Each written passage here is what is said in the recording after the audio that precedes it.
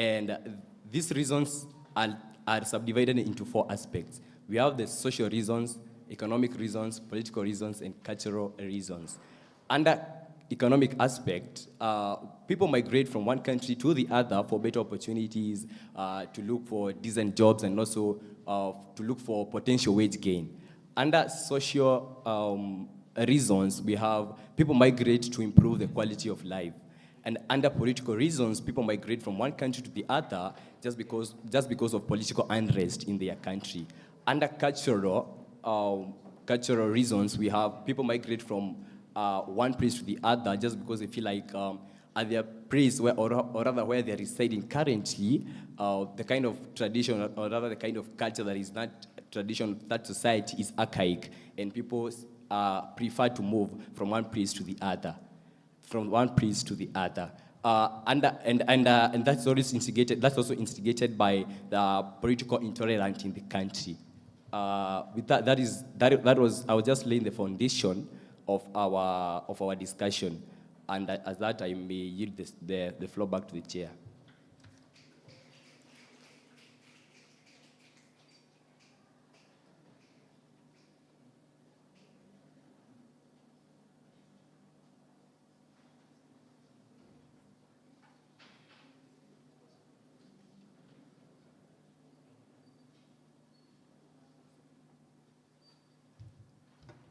Thank you.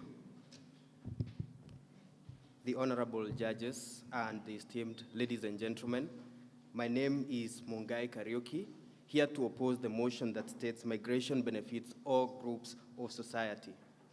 I begin by saying that I agree with the proposers that migration is important, that migration, whether internal or international, is beneficial.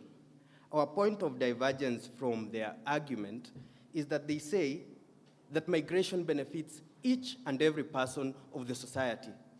That cannot be true. In fact, under the sun, there's nothing that benefits each and every person. If you were to find such a thing, it would be what the Chief Justice of this republic referred to as a wild goose chase.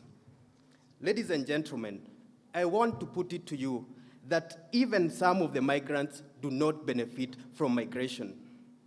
According to a report by the IMF in 2021, dubbed the Working Paper on the Impact of International Migration to Inclusive Growth, it was demonstrated that most of the migrants who live abroad are suffering. And they named some of these challenges that they were suffering from. For example, poverty, deaths. I will not belabor the point that many people are dying as they try to cross the Mediterranean Sea. The IOM says that at least 1 in 21 people who try to cross the Mediterranean Sea die in their voyage. Ladies and gentlemen, discrimination, dignity of the people is damaged. I will not talk about xenophobia in South Africa. We all know about it. I want to conclude by saying that there are 3 points that I want you to remember. That there is nothing that can benefit each and every person in the society. And secondly, that even if those who migrate benefit, such benefits are outweighed by their challenges. And finally, I want to challenge the proposers to tell us which groups are benefiting and how are benefiting, and which groups are there in the society. Thank you.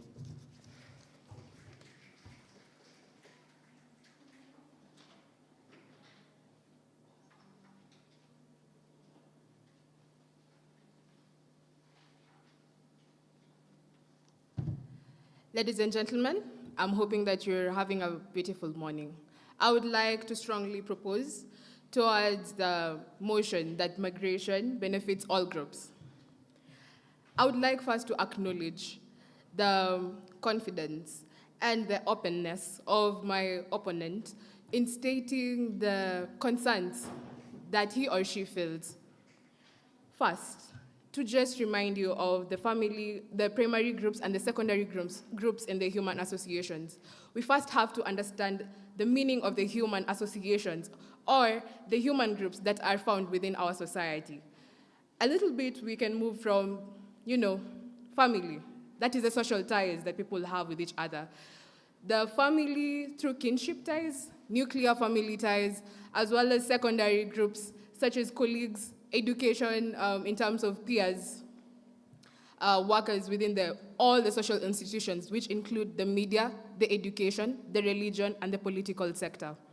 I would also like to remind my opponent that there is a natural law in our world. And however, which I agree that the death and diseases, we are not to neglect the fact that there have been a lot of positive benefits towards all human associations in the society. A case study by the IOM Regional Center for Central, North America, and the Caribbean seeks to highlight how migrations and migrants in specifics have benefited to both the host country as well as the native countries in terms of social aspect, that is the political and the cultural aspect, as well as the economic and other aspects. And this is what it said. The research, and according to the migration report in 2020, the policy research showed how migrants in host countries contribute towards skilled labor, which benefits from the shortage of labor, as well as becoming more entrepreneurs, increasing both the self-development and the development of that nation. To the native countries, we have seen that these groups or these migrants contribute towards the economic aspect through remittances that they provide to their nations, as well as sharing and exchange of benefit and knowledge. With that, I would like us to ask ourselves, what does this mean? The same migrants that have both ascribed as well as achieved in their social status in the societies clearly prove and show the definition of benefits that these migrants have benefited to both themselves and other members of the community. I yield back my time to the chair. Thank you so much.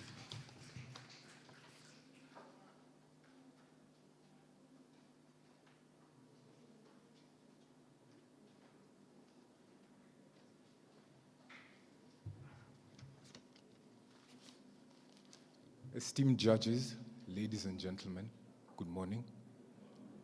My name is Gabriel Larry. I shall be the second opposer to the motion Migration Benefits All Groups of Society. First and foremost, we would like to thank the proposition for putting across points. We would like to pose the question, do they understand the meaning of all? All encompasses a wide variety of people, not just specifically. With regard to one thing you mentioned about remittances, we would like to bring it to their attention that remittances go directly to the individual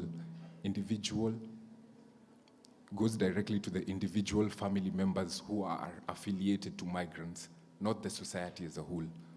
Secondly, I would like to give a counter-argument that migration in itself affects the native workers of the places of destination of migrants. With reference to,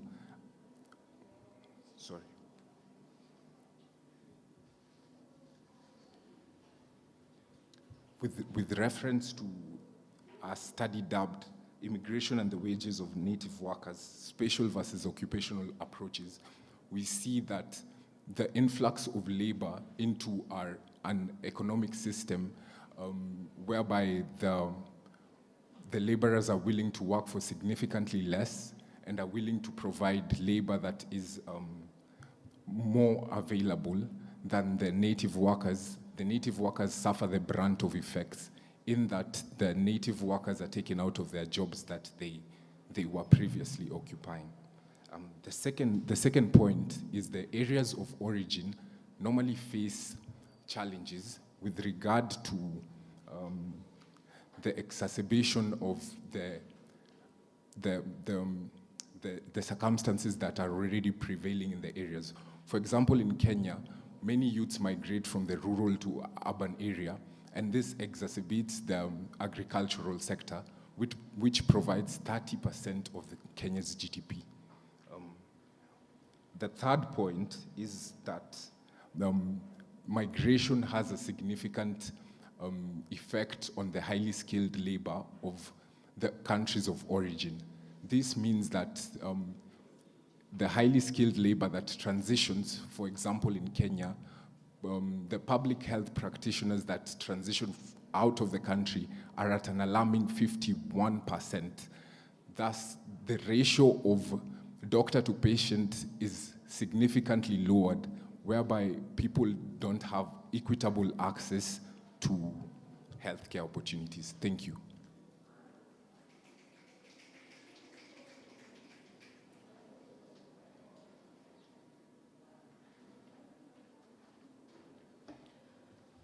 Good morning, dear judges, esteemed ladies and gentlemen. I'm here to propose once again that migration benefits all people groups.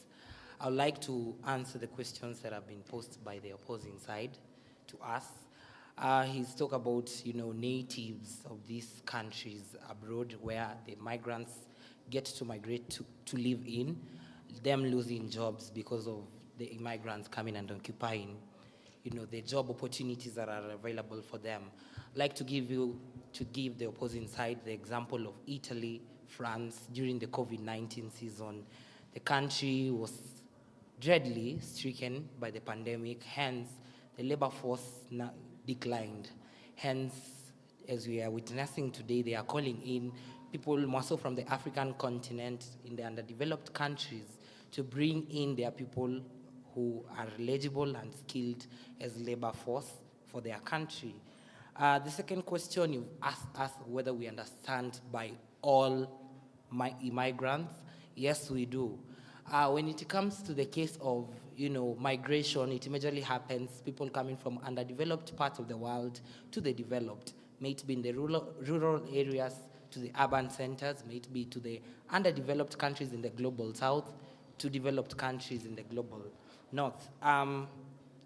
By that, once they migrate to those areas, take an example, the United States, we have association of immigrants that protects migrants from cases of, cases of sicknesses in terms of healthcare systems that are laid down, to cases of, them being deported if it is a legal case, of migration. I'd love to quote one of the organization and association, the Lutheran Immigration and Refugee Services in the US, which takes care of immigrants more so from the African and the Asian continent who go to US as asylum seekers and also as refugees. So by that, I would love to strongly extend this opportunity to the opposing side that yes, migration benefits all immigrants. And so by that, by joining our side, it will be of great importance to all of us. Thank you. I yield my time back to the chair.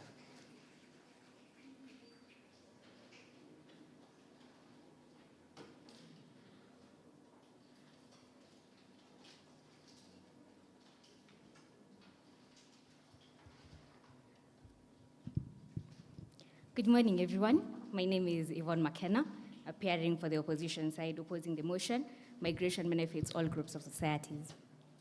I think the one thing that you really want to make clear as the opposition side is simply the burden of proof on the proposing side was to show us as to how all groups of society get to benefit. It is going to be very striking when you get to ask the audience if the proposition is supposed to give us examples of the groups that are going to benefit. We leave for them to judge that, yeah? So I'm going to embark on my point, which is showing another group of society which actually does not benefit from migration. And this is women, children, and ethnic communities. We have had women, children, and ethnic communities among being them typically constituting the most vulnerable groups of society, which are at risk of exploitation, sexual exploitation, and forced labor. We have had a report by the World Migration Report 2022, which borrowed statistics from the United Nations Office on Drug and Crime in 2021, and they indicated that women and children, they make up the largest share of identified victims, around 68% in total, having 46% of women and 19% of girls used especially for forced labor and sexual exploitation. And so in as much as you come here and you tell us that, yes, we are seeing migrants benefiting and we can see them giving economic growth, we have a study that has been done by the ILO, and the latest estimates have shown that the amount of revenue that is being gotten from forced labor is 150 billion US dollars. And fine, we do agree that, okay, fine, you know, like that's benefit to either the originating states or even the host states, yeah? But at the expense of the rights of our own children, at the expense of the violation of the rights of our women, it can't be so. And so we, as the opposition, we reiterate the point, the initial alteration that we had, that yes, we do agree with the proposition. That's fine. Migration benefits some groups, but in essence, it does not benefit all groups. And that is what we need to understand by the time that we're living here. There is that benefit, but does it benefit all groups? I don't think we've been given substantial evidence to actually confirm that it benefits all groups. So what is our stand as opposition? That yes, it benefits some groups, but in essence, it does not benefit all groups. So I implore you to join us in opposing the motion that migration benefits all groups of societies. Thank you.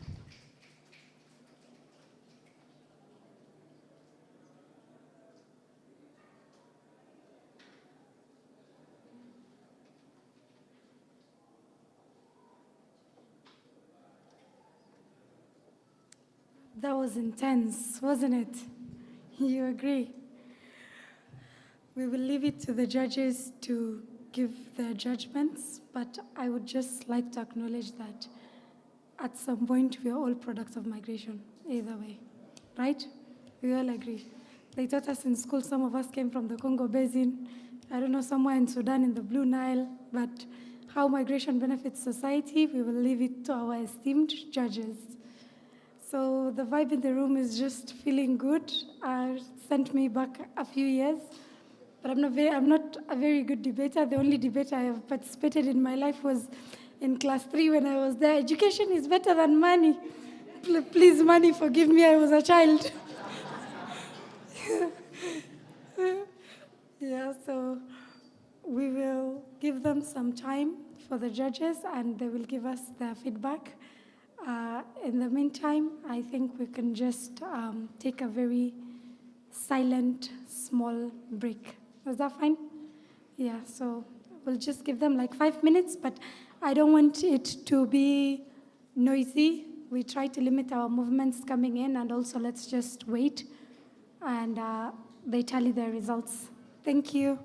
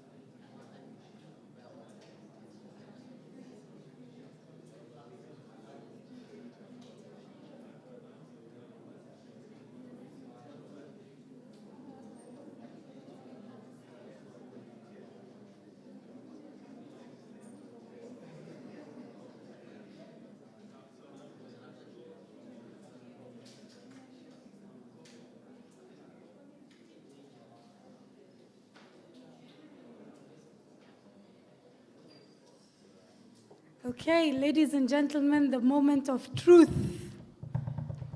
Drum roll for the judges.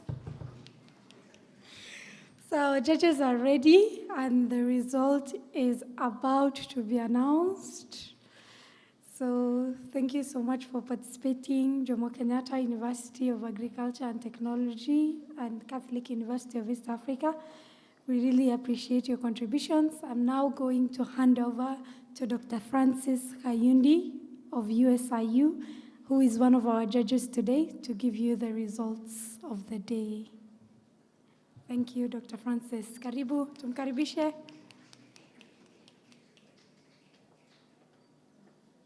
Thank you, Samira. Good morning, everyone. Okay, I should let it be known from the outset that I'm just a messenger, okay?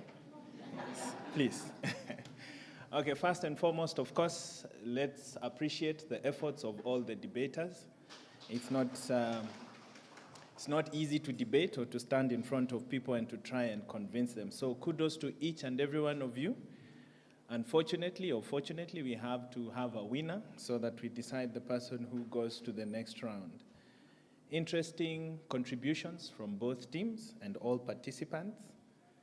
In light of the presentations and submissions by our able debaters, we, the judges, felt that on the basis, of course, of the presentations, and of course, you guys were witnesses, that the proposers were unable to convince us with their arguments. Therefore, we would like to pronounce the Catholic University of East Africa as the winners of this round. Thank you.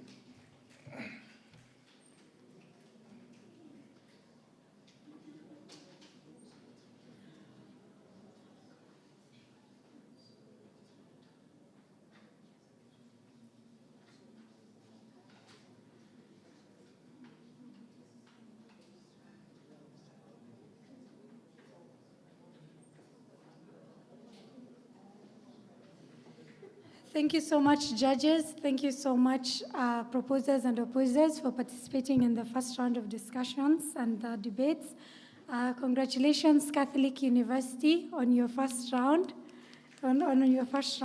Catholic University will be proceeding to the next round of debating that would be happening in the second hall in a few minutes. We are all invited to join and cheer them on. I think we're going to be moving to Catholic now, yeah? Versus our opponents, whoever they are. So the next round of discussions and the debating that you would be having is migration is the most powerful driver of economic empowerment of youth in Kenya.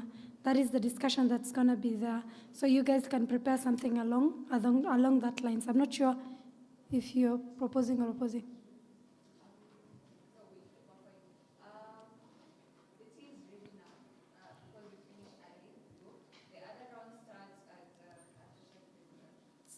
It's 9:52 now. It's around 10:10. So the next one you'll be in is 4:02. 4:02. All right. Thank you. This is ready. It's in Yeah. So thank you so much. See you after.